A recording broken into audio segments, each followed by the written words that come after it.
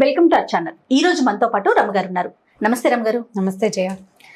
రమగారు, ఈరోజు ఒక మంచి టాపిక్తో మీ దగ్గరికి వచ్చానండి. మీ ముందుకు వస్తున్నాను. ఏంటంటే తెలివితేటలు ప్రతి ఒక్కరికి ఉంటాయి. ఎవరి సొంతము కాదు, ఏ ఒక్కరి సొంతం కాదు. తెలివి పిల్లలు తెలివి పెద్దవాళ్ళది. ఒక్కొక్కసారి భలే ఆశ్చర్యం వేస్తుందండి పిల్లలకి బిహేవ్ చేసేదాన్ని చూసి. అమ్మో వీళ్ళకి ఇంత తెలివి వచ్చేసిందా అంటే, వాళ్ళు పెద్ద అయినా మనకి చిన్నగా అనిపిస్తారు కదా, అదే ఆ ఫీల్లో. కానీ మనం తెలివిగా ఉండి మనం చేసే దాన్ని బట్టే కదా చూసి నేర్చుకుంటారు పిల్లలు. వీళ్ళకి మనం ప్రత్యేకించి స్టోరీల రూపంలో చెప్తే ఏమన్నా బాగుంటుందంటారా రమ్మగారు? అంటే లేకపోతే మన పనులను బట్టి నేర్చేసుకుంటారా? అంటే పనులు బట్టి ఏం నేర్చుకుంటారు?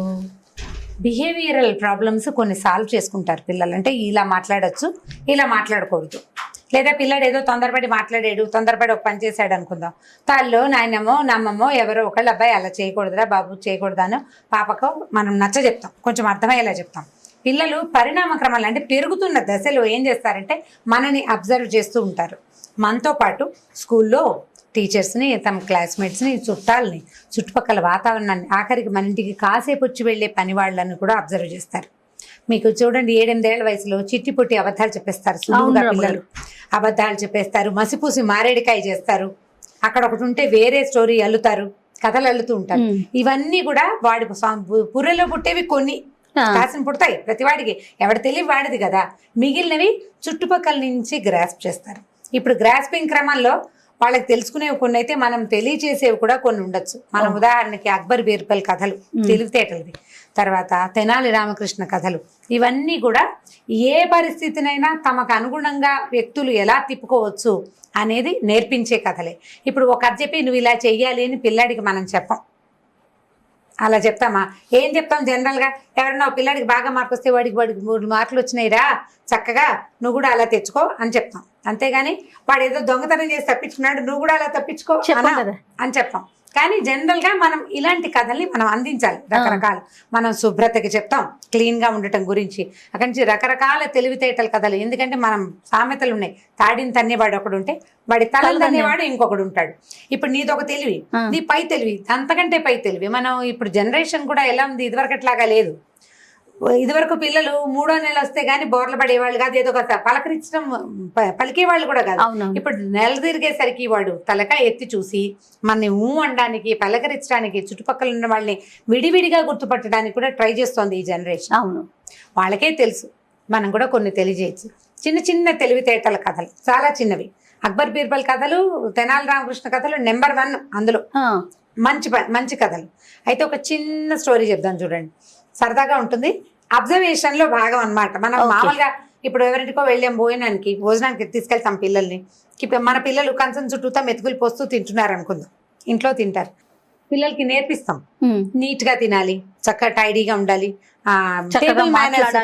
టేబుల్ మేనర్స్ బాగా మాట్లాడాలి, స్పూన్ పళ్ళకి తగిలించుకోకూడదు, ఫోర్కులు స్పూన్లు కింద పడేయకూడదు. ఇవి నేర్పిస్తాం కదా. ఇట్లా నేర్పించేటప్పుడు వాళ్ళు ఎవరైనా భోజనం చక్కగా నీట్గా చేస్తున్నారు, అంకుల్ చూడు ఎంత నీట్గా తింటున్నారు, నువ్వు కూడా ఇలా చేతికి అంటించుకోవద్దు, అవి చెప్తూ ఉంటాం, నేర్పిస్తాం కదా.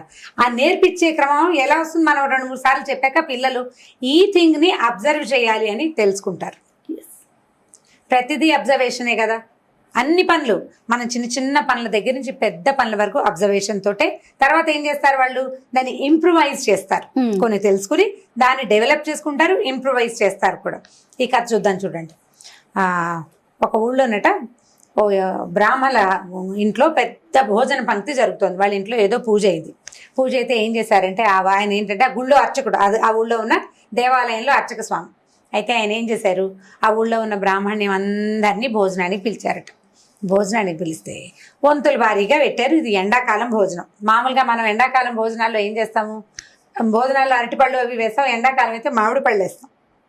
మామిడి పళ్ళు భోజనంలో పెడితే గొప్ప కదా, గ్రాండ్గా పెట్టడం. అప్పట్లో ఏమిటి కొనుక్కునే రోజులు కావవి, తోటల్లో పండేవి వచ్చేవి. సరే, బ్రాహ్మణులందరూ చాలా మంది భోజనాలు చేస్తున్నారు. ఒక పంక్తిలో ఓ పేరు శాస్త్రి, అబ్బాయి శాస్త్రి ఇద్దరు పక్క పక్కన కూర్చున్నారు. వీళ్ళిద్దరు ఏంటంటే ఒకళ్ళకంటే ఒకళ్ళు గనులు అనమాట. కబుర్లు గొప్పలు చెప్పుకోవటం. నేను అక్కడికి వెళ్ళాను, నేను ఇక్కడికి వెళ్ళాను, నేను అదేదో చేశాను, ఆ ఊళ్ళో ఒక యజ్ఞం చేస్తే వాళ్ళు బోల్డ్ అని డబ్బులు ఇచ్చారు, ఇన్ని మామిడి పళ్ళు ఇచ్చారని. ఒక ఆయన మామిడి పళ్ళు ఏమిటి, వాళ్ళు మామిడి చెట్టే ఇచ్చారు. చెట్టు ఎలా ఇస్తారు? చెట్టు ఇవ్వరు. ఓ చెట్టు చూపించారనమాట, చెట్టే ఇచ్చారని ఆయన.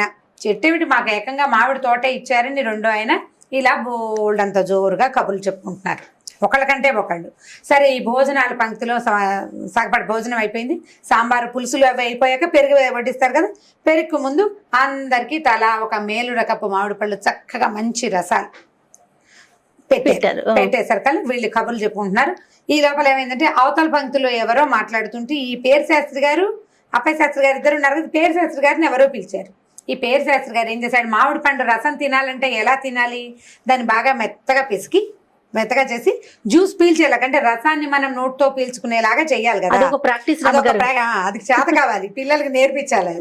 వీళ్ళిద్దరు ఏం చేస్తారు, చెరుకో మామిడి పండు చెత్తపుచ్చుకున్నారు, ఇటా అంటున్నారు, దాన్ని మెత్తగా చేస్తున్నారు అనమాట. ఒక ఆయన కంచం కేసి ఆ కేసు చూసుకుంటున్నాడు, రెండో ఆయన అడి తిరిగి మాట్లాడుతున్నాడు ఆ పక్కకి తిరిగి. ఇంతలో ఏమైంది, ఆయన అడి తిరిగాడు, ఈ కంచం కేసి చూస్తున్న ఆయన చేతిలో ఎంచి ఇలా అంటుంటే స్పీడ్ ఎక్కువ ఈ టెంక్ ఎగిరి పక్క ఆయన ఆకులో పడింది. టక్కుమని ఏంది మామిడి పళ్ళ జారిపోతుంది, రసంలో టెంక సులువుగా తొక్క ఈయన చేతిలో ఉండిపోయింది, టెంక ఎగిరి చిటుక్కున పక్క దాంట్లో పడేసరికి ఆయన భయం వేసింది.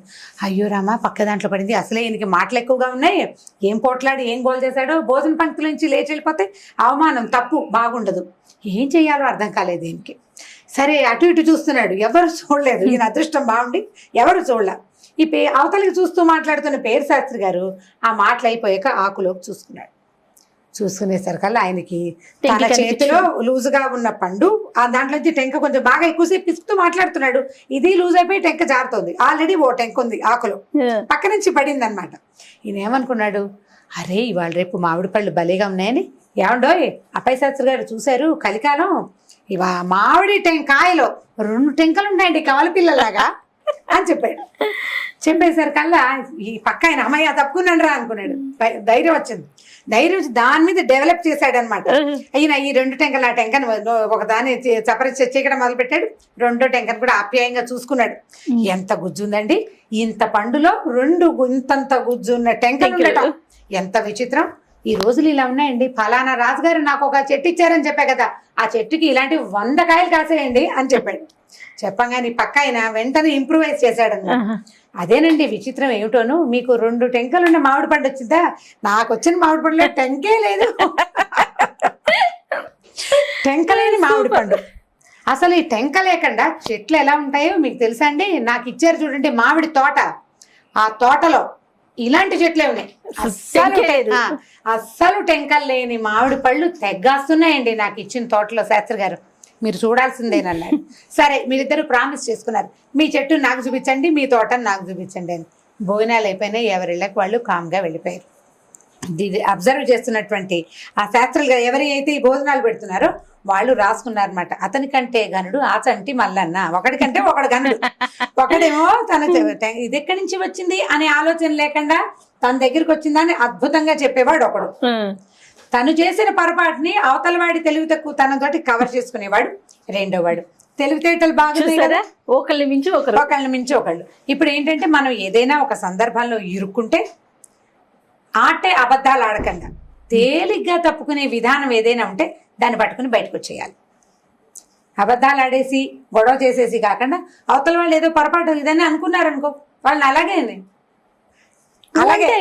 ఉంటే సరిపోతుంది కదా, అలాగే అనుకోనిస్తే ఒక దెబ్బకి సరిపోతుంది. తెలివిగా ఈయన చక్కగా తప్పించేస్తున్నాడు. లేకపోతే ఒకళ్ళ ఎంగిలి విస్తర్లోంచి రెండో వాళ్ళ విస్తర్లోకి ఏదైనా పడితే ఎంత అవమానకరమైన సంఘటన అది పంక్తి భోజనాల్లో చాలా అవమానంగా ఉంటుంది. వీళ్ళు ఏదైనా మాట్లాడితే గోలైపోయి ఆ భోజనం వరుస అంతా పాడైపోతుంది, పరువు పోయేది. అది అవ్వకుండా ఇంత సింపుల్ గా చేసేసారు. ఈ తెలివితేటల కథలు చాలా చెప్తామా మనం, వివేకం అమ్మబడును అలాంటి కథలు చాలా విన్నాం. అలాంటి వాటిలో ఈ చిట్టి కథ బాగుందండి, పిల్లలకి చాలా ఫన్నీగా ఉంటుంది, ప్లస్ ఆలోచించే విధంగా కూడా ఉంది కదా, ఆలోచింప చేస్తుంది కథ. అదే ఇప్పుడు నేను బ్రాహ్మల పేరు చెప్పానని మీరు అన్నేదా భావించద్దు. ఈ కథ రాసిన వారు ఏం రాశారో నేను అదే చెప్పాను. తప్పకుండా బ్రాహ్మల దినాల మామిడి పండు అని మీరు అడిగితే నా దగ్గర సమాధానం లేదు. నేను అది చదివిన కథ యథాతథంగానే చెప్తున్నాను. దీనికి కావాలంటే మీకు తోచిన పేరు మీరు పెట్టుకోండి. ఈ కథలే పిల్లలు వినరు, సాధారణంగా తల్లులు వింటారు. అంతే కదా. ఇప్పుడు మేము ఇప్పుడు నేనున్నాను, మీరు చెప్పిన కథే చెప్పను, క్యారెక్టర్స్ నా ఇష్టం వచ్చిన పేరు మీకు తోచినట్టుగా. ఇంకొక విషయం తెలుసా రమ్మగారు, క్యారెక్టర్ పేర్లు కూడా మా పాప నాకు చెప్పేస్తుంది, పాపకి ఈ పేరు పెట్టు, బాబుకి ఈ పేరు పెట్టు అంటే అందులో ఉన్న క్యారెక్టర్లు వాళ్ళ ఇష్టం. ఇట్లాగే పిల్లలందరూ కూడా అంతేనండి, చెప్పే విధానం మనం మార్చుకోవాలి. అంటే ఇప్పుడు తల్లులు కూడా అలాగే అనుకుని రమ్మగారు బ్రాహ్మల పేర్లు చెప్తున్నారనే అంటున్నాను, భావనలో దానికే ఉండద్దమ్మా. చెప్తున్నాను. రైటర్ రాసిన దాని ప్రకారం ఒక కథకుడు రాసేది కథ బాగుంది కదా, సరదాగా తెలివిగా ఉంది, పిల్లలకి చెప్పడానికి కథని బాగుంటుంది. కథలాగా మాత్రమే చూడండి చాలు. అదే right, thank you so much రమ్మ గారు. Okay, ఇంకొక జయ. స్టోరీతో మళ్ళీ కలుద్దాం. తప్పండి.